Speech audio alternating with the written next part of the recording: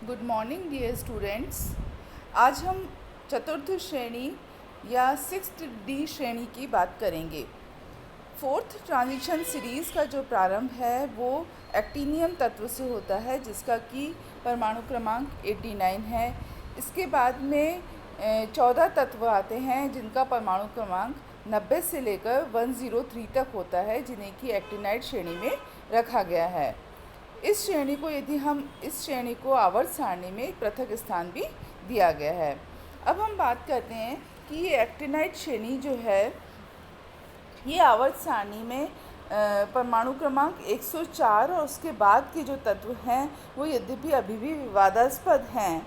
जैसे कि 104 परमाणु क्रमांक वाला रदरफोर्डियम है, और इसी प्रकार से 105 तत्व को डबनियम नाम दिया गया है। इस प्रकार के जो आगे के तत्व हैं वो अभी भी जो है खोजे जाने वाले तत्व जो हैं विवादास्पद हैं, मतलब कि अभी भी कंफर्म उनको आयुपेक नेम नहीं दिया गया है। अब हम आते हैं कि जो ये संक्रमण तत्व हैं उनमें कुछ विशेषताएं पाई जाती हैं और जनरल कैरेक्टर्स हैं जिनमें कि वेरिएशन वो प्रॉपर्टीज़ में भी होता है और उनके अन्य गुणों में भी होता है। तो अब हम एक एक करके इनके गुणों पर जाएंगे। सबसे पहले हम आते हैं एटॉमिक रेडियाई पर, कि इसमें जो एटॉमिक रेडियाई का परिवर्तन है वो किस प्रकार से होता है। संक्रमण श्रेणी में एक ही वर्ग के परमाणु क्रमांक के बढ़ने के साथ साथ परमाणुवीय त्रिज्या और आयनिक त्रिज्या दोनों के मान में वृद्धि होती है, परंतु यह वृद्धि ये देखा गया है कि एस खंड के तत्वों में पाई जाने वाली वृद्धि की तुलना में कम होती है। अब हम आते हैं कि जैसे प्रथम संक्रमण श्रेणी है वो स्कैंडियम से प्रारंभ हो रही है, और स्कैंडियम से वैनेडियम, मतलब कि परमाणु क्रमांक 21 से जब हम 23वें तत्व की तरफ आते हैं तो परमाणु के त्रिज्या के मान में कमी आती है, परंतु क्रोमियम से कॉपर तक परमाणु त्रिज्या का मान लगभग वही बना रहता है।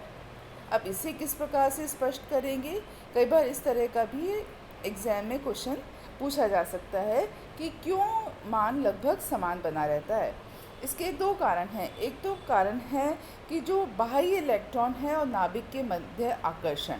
जैसे कि हम सभी जानते हैं कि नाभिक जो है वो उसके अंदर प्रोटॉन्स पाए जाते हैं और वो जो आउटरमोस्ट इलेक्ट्रॉन होते हैं उन पर अपना आकर्षण का प्रभाव रखता है।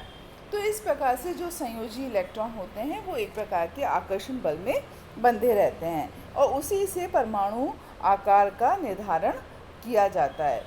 जितना ज़्यादा नाभिक तीव्र बल से आकर्षण बल द्वारा परिधि से इलेक्ट्रॉन को आकर्षित करेगा, उतना ही परमाणु का आकार छोटा होगा। अब नाभिक का आकर्षण बल उसमें उपस्थित प्रोटॉन की संख्या पर भी निर्भर करता है।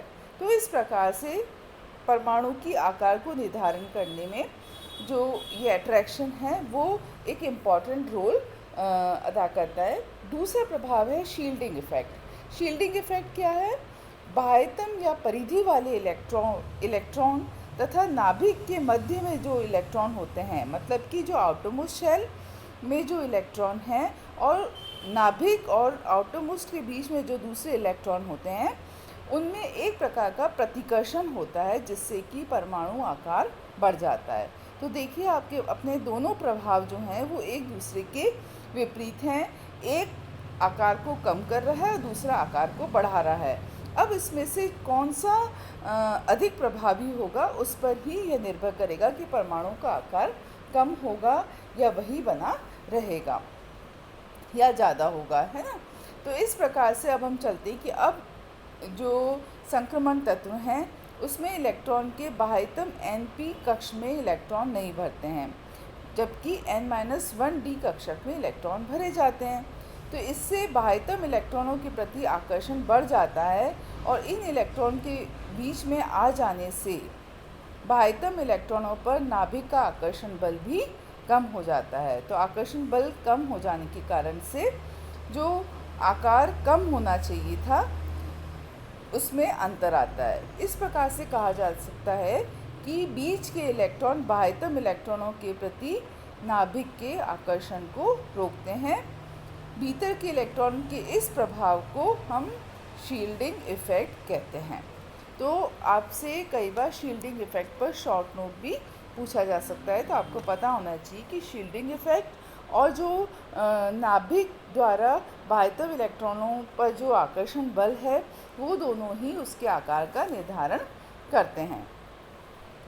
तो इस प्रकार से जो है आकार या परमाणु त्रिज्या या आयनिक त्रिज्या का निर्धारण होता है। अब हम आते हैं दूसरी चीज़ पर, वो है आयनिक रेडियाई। आयनिक रेडियाई क्या होती है? आयनिक रेडियाई का मतलब होता है किसी धनायन के बाह्यतम इलेक्ट्रॉन और नाभिक के बीच की दूरी को आयनिक रेडियाई कहते हैं। अधिकांशतः संक्रमण धातुओं में NS2 कभी कभी NS1 इलेक्ट्रॉन विन्यास के साथ साथ N-1 D कक्षक में 1 से लेकर 10 तक के इलेक्ट्रॉन उपस्थित होते हैं। तो इस प्रकार से इसमें बहुत सारी ऑक्सीडेशन स्टेट पाई जाती हैं, उनकी स्टेबिलिटी के द्वारा वह निर्धारित होती है। तो इस धनायन का त्रिज्या परमाणु जो है उदासीन की त्रिज्या से हमेशा कम होगा। तो ये हमारी हो गई आयनिक रेडियाई पर। तो आयनिक रेडियाई में यदि हम द्वितीय और तृतीय श्रेणी के तत्वों पर जाएं तो उनका आयतन में बहुत कम अंतर होने के कारण से लैंथेनाइट सैल्यूटेशियम में अंतर जो है, क्योंकि उनके बीच में क्या आ जाता है, लैंथेनाइट कॉन्ट्रैक्शन की प्रॉपर्टी आ जाती है, उनके बीच में लैंथेनाइट्स आ जाते हैं।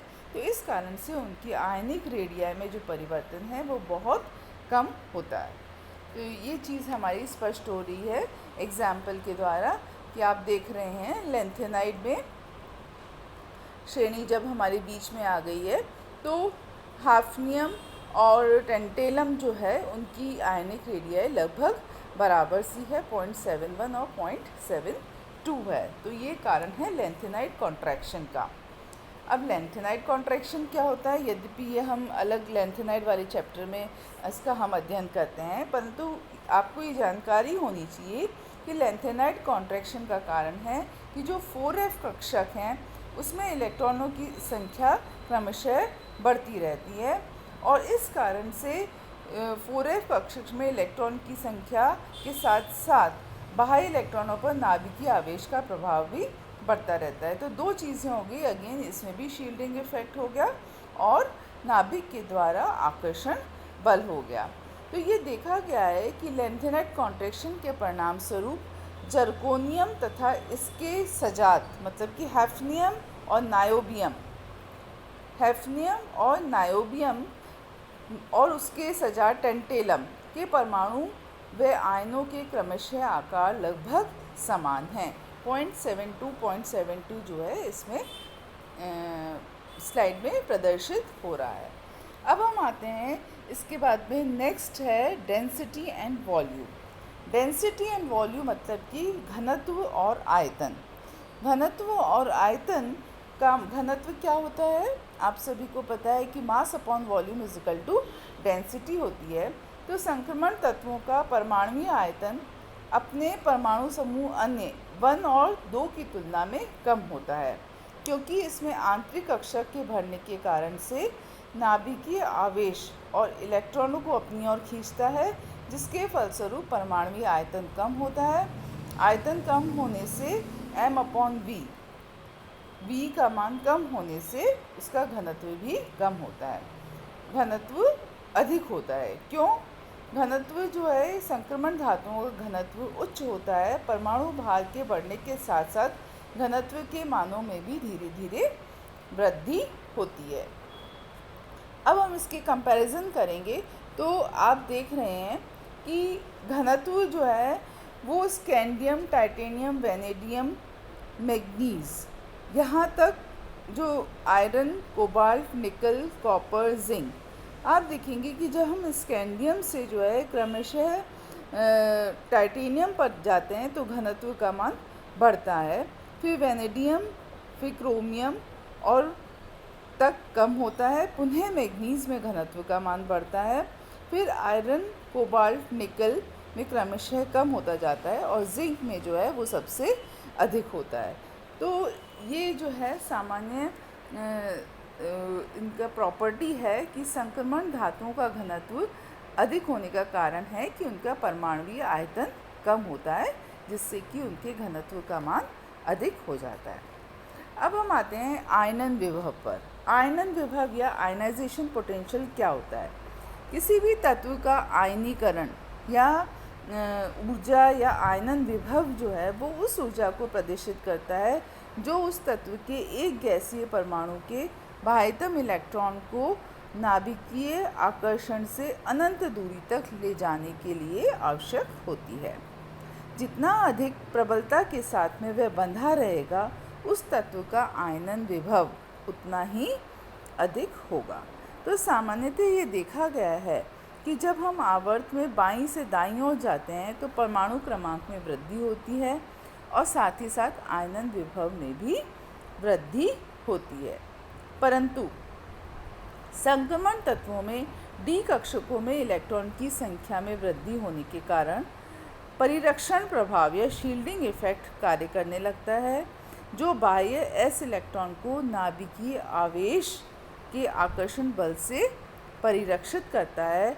अतः नाभिकीय आवेश में वृद्धि तथा डी कक्षकों के प्रसार के प्रभाव एक दूसरे की विपरीत कार्य करने के कारण जो है किसी भी आवर्त में आयनन विभव के मान में बहुत कम वृद्धि होती है।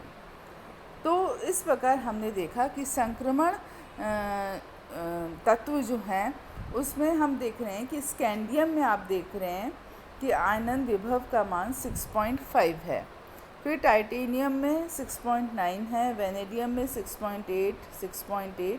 तो अब आयनन विभव के मान में बहुत कम अंतर आ रहा है। जैसे कि आयरन कोबाल्ट में लगभग 7.9 है और निकल में 7.6 है और जिंक में सबसे ज़्यादा है 9.4।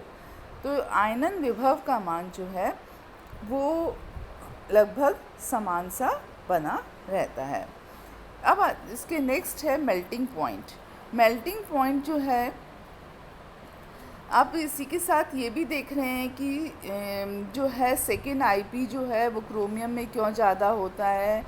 इसी तरह से second IP of copper is more than निकल एंड जिंक क्यों होता है। इन दोनों का कारण है कि पूरी तरह से भरा हुआ जब कक्षक होता है तो उसमें इलेक्ट्रॉन का निकालना उतना ही अधिक ऊर्जा आवश्यकता होती है, इसीलिए उनका जो सेकेंड आईपी है उसका मान जो है बहुत अधिक होता है। तो अब हम आते हैं मेल्टिंग पॉइंट पर। यूजुअली जो है इनके मेल्टिंग पॉइंट बहुत हाई होते हैं। दूसरी बात है कि इनका जो बॉन्ड स्ट्रेंथ है वो काफ़ी अधिक होती है, स्कैंडियम से लेकर क्रोमियम तक बढ़ती चली जाती है, क्योंकि इसमें lone pair two electron increases DS transition only, मतलब कि इसमें जो है ट्रांजिशन पाया जाता है इलेक्ट्रॉन्स का, तो उसके कारण से जो है इनकी मेटालिक बॉन्ड स्ट्रेंथ बहुत अधिक होती है। और melting point of manganese is low, क्योंकि उसमें D5 सिस्टम पाया जाता है। इसी तरह से जिंक, कैडमियम, मरकरी का भी लो होता है, क्योंकि उसके अंदर फुल फिल्ड D ऑर्बिटल पाया जाता है। तो इस प्रकार से हमने कुछ प्रॉपर्टी के बारे में जानकारी प्राप्त करी। और सबसे इम्पॉर्टेंट चीज़ यही है कि जहाँ एक्सेप्शन है, जैसे कि क्रोमियम पर एक्सेप्शन आ रहा है या कॉपर पर एक्सेप्शन आ रहा है, वहाँ ज़रूर प्रॉपर्टी में परिवर्तन आएगा, तो उस चीज़ पर हमें विशेष ध्यान देना है। शेष प्रॉपर्टीज़ के बारे में हम इसके अगले चैप्टर अगली स्लाइड में हम डिस्कस करेंगे। धन्यवाद।